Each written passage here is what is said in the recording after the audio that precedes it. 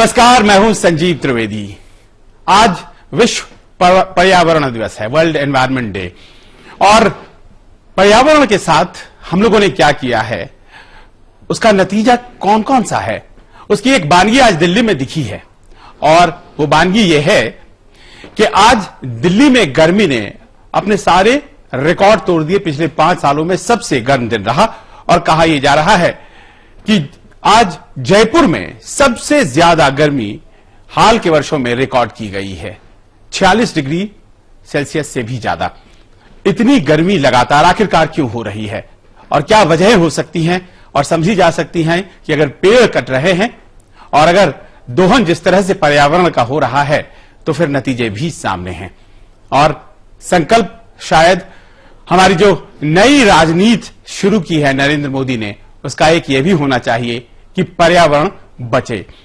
लेकिन जून की गर्मी है और जून की गर्मी किताबों कहानियों में हमने सुनी है और इस कारण से अगर गर्मी बढ़ रही है तो गर्मी की तपिश को समझा जा सकता है, सहा भी जा सकता है। लेकिन वो गर्मी जो महंगाई की है, क्या उसे बर्दाश्त किया जा सकता है? जी बिल्कुल नहीं, क्योंकि अगर बर्दाश्त कर पाते तो फिर सरकार ये शायद नहीं बदलती, यूपीए की जगह एनडीए नहीं आता।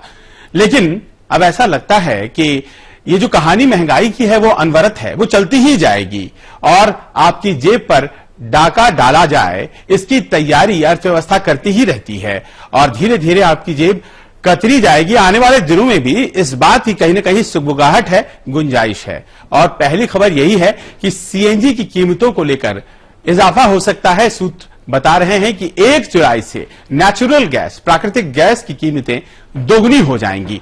पेट्रोलियम मंत्रालय के सूत्र हैं जो कहते हैं कि घरेलू प्राकृतिक गैस की कीमतें बढ़ाने पर फैसला 1 जुलाई से पहले ले लिया जाएगा। यानी फिलहाल जो 1 यूनिट प्राकृतिक गैस $4.2 का होता है वो बढ़कर $8.4 का हो जाएगा। यूपीए सरकार ने ही कीमतें बढ़ाने का फैसला कर लिया था, आपको याद होगा, लेकिन उसे रोक दिया गया था। 1 अप्रैल से लागू होना था। बीच में अरविंद केजरीवाल ने विरोध किया, नाराजगी जताई, राजनीतिक मुद्दा बना, यूपीए सरकार ने रोक दिया।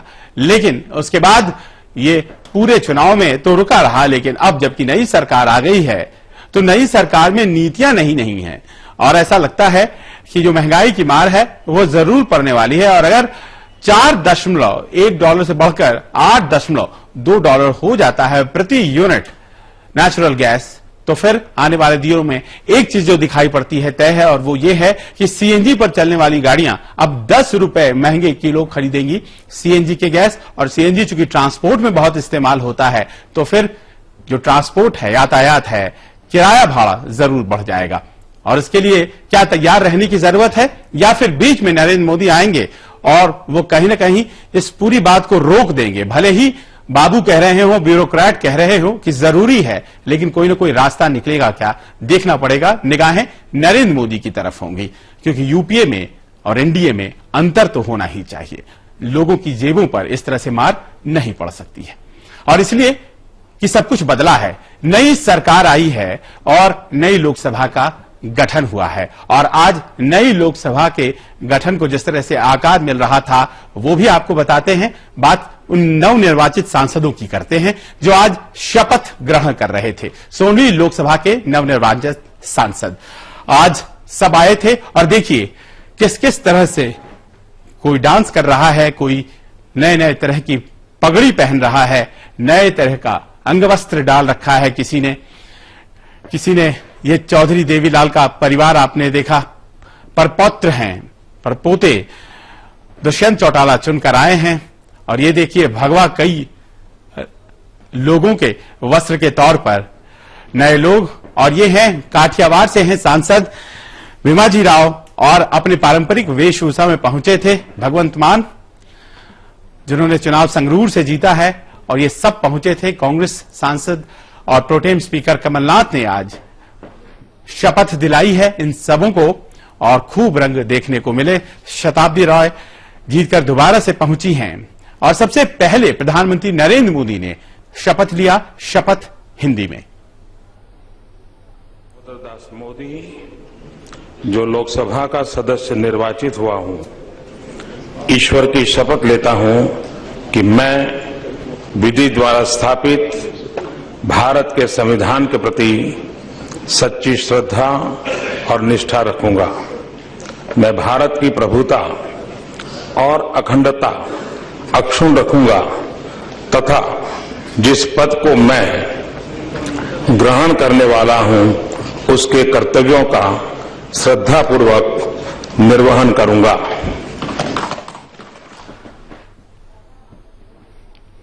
बाएं हाथ में शपथ पत्र और ये शपथ पत्र को उन्होंने पढ़ा, लेकिन ये जो शपथ पत्र था ये कई भाषाओं में था और अपनी अपनी सुविधा के अनुसार अलग अलग भाषाओं में जो नए सांसद थे वो पढ़ते चले गए। और शपथ के दौरान देखा यह गया कि सांसद और मंत्री अपनी अपनी मातृभाषा को वरीयता देते नजर आए। उमा भारती, डॉक्टर हर्षवर्धन और सुषमा स्वराज, इन तीनों ने संस्कृत में शपथ ली, तो दूसरे सांसदों ने जो कि हिंदी में शपथ नहीं ले रहे थे अपनी अपनी भाषाओं में शपथ लिया। अहम सुषमा स्वराजः लोकसभाया सदस्यत्वेन निर्वाचितः निश्चयेन परमेश्वरस्य नाम्ना शपे यद् अहं विधिना स्थापितं भारतस्य संविधानं प्रति सत्यां श्रद्धां निष्ठां च धारयिष्ये यद् अहं भारतस्य संपूर्ण प्रभुत्व संपन्नताम् अखंडतां च रक्षिष्यामि तथा यत् पदं ग्रहीतुम् अहम् उद्यतो अस्मि तस्य कर्तव्यानि श्रद्धापूर्वक निर्वक्ष्यामि।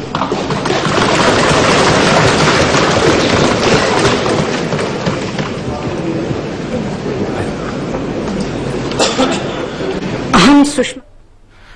सदन में संस्कृत गूंजी तो फिर साथ ही साथ पंजाबी भी। हरसिमरत कौर बादल ने शपथ पंजाबी में ली।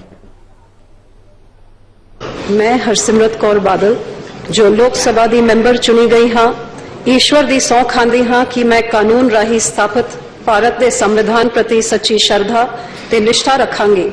भारत की सरब समर्था अते अखंडता नू कायम रखांगी अते जिस अहुदे नू मैं संभालन वाली हाँ उस दे करतव्य अते श्रद्धा पूर्वक निभावांगी।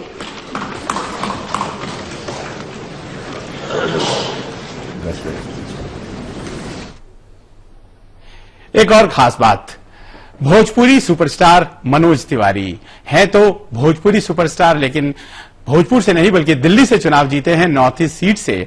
और जब वो शपथ लेने आए तो शपथ पत्र हाथ में नहीं था, उन्होंने मेमोराइज कर लिया था, याद कर लिया था और बिना कोई कागज देखे ही शपथ लिया। मैं भी जब सोचा तो घर से याद करके नहीं आया था, जैसे मुझे कागज मिला, मैं बगल में बैठा था, हमारे एक सांसद जी बैठे थे, उन्होंने कहा लो पढ़ लो, तो मैंने कहा ठीक है। मैंने कहा जब इसको 4-5 बार पढ़ के वहां पढ़ना है तो 4-5 बार पढ़ते पढ़ते मुझे याद हो गया, तो मैंने टेस्ट किया, फिर और लोग जब बोल रहे थे उनके साथ मिलाता था कि मैं कर लेता हूँ। नहीं अरे चांदी पर के बार झरल मोछ के निशान नहीं खे, ओभर भइल एज बाकिर तनिको परेशान नहीं खे, तनिको परेशान नहीं। हर 80 से कह के बीए बचवा हमार कंपटीशन देता।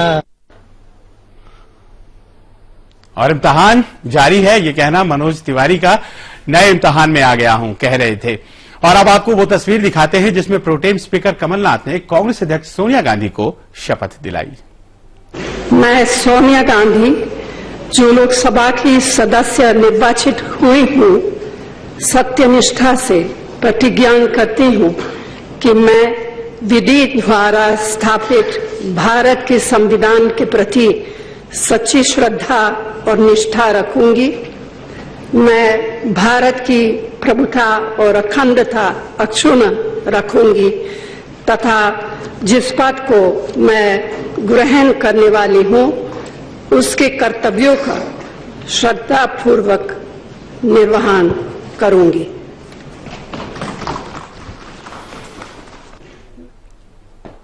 गांधी परिवार के 4 लोगों ने शपथ लिया। सोनिया गांधी ने हिंदी में, मेनका गांधी ने अंग्रेजी में शपथ लिया। शपथ वरुण गांधी ने भी लिया, राहुल गांधी ने भी लिया। 4 लोग। और परिवार के जो लोग हैं उसमें मुलायम सिंह यादव के परिवार ने भी, और कहा यह भी जा रहा है कि तीसरा नंबर आएगा पासवान परिवार का। खुद उनके भाई और उनके बेटे 3 लोगों ने शपथ लिया। और इस तरह से शपथ लेने का ये जो सिलसिला है दिन भर चलता रहा।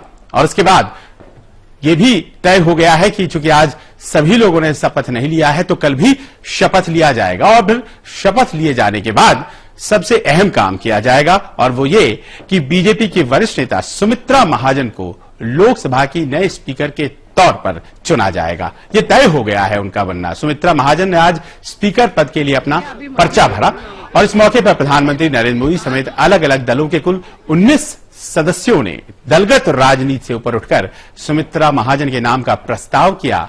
और आपको यहां बताते चले कि सुमित्रा महाजन का ही केवल नाम है और वही एकमात्र उम्मीदवार हैं और कांग्रेस के नेता सदन मल्लिकार्जुन खड़गे भी उनके नाम को प्रस्तावित करते देखे गए और अब सुमित्रा महाजन अगली लोकसभा स्पीकर बनेंगी, ये घोषणा महज औपचारिकता रह गई है।